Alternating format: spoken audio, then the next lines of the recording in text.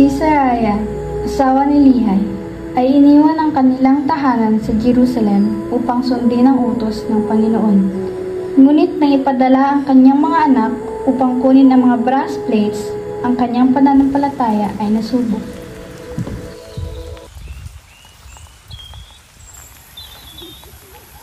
Lihay, mabigat ang aking puso.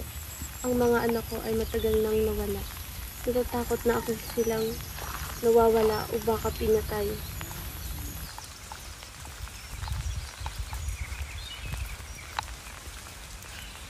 Saraya, alam kong ililigtas sila ng Panginoon.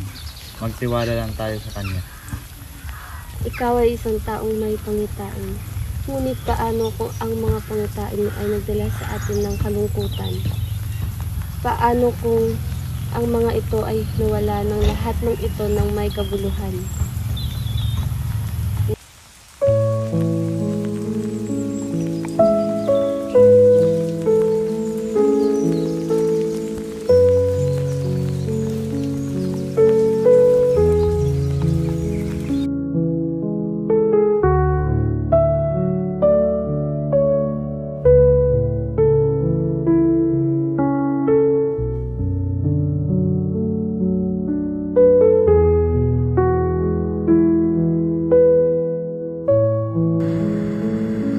Ang Panginoon ay maawain, at ang mga anak ni Saraya ay ligtas na bumalik, bitbit ang banal na talaan. Ang pananampalataya ni Saraya ay lumago habang naglalakbay sila patungo sa hindi kilalang lugar.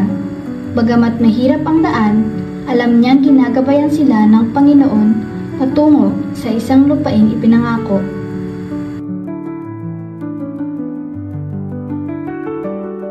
Ang kwento ni Saraya ay nagtuturo sa atin na kahit sa mga sandali ng pagdududa, tiyak ang mga pangako ng Panginoon sa pamamagitan ng pananampalataya at pagtsatsaga.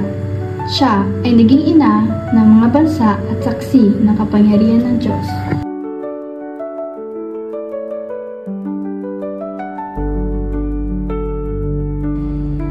Kapamatuod ko nga ang story ni Saraya is a good way nga ma-remind ta about certain faith kag para ma-remind pa kita nga if ma-strengthen ta aton faith is kahit ano nga challenges or problems ang gaabot sa aton ma-solve ta gid ina kag ayno nga tanang nga ginambal ko matuod kag pili ko na binis pa sa Kristo. Amen.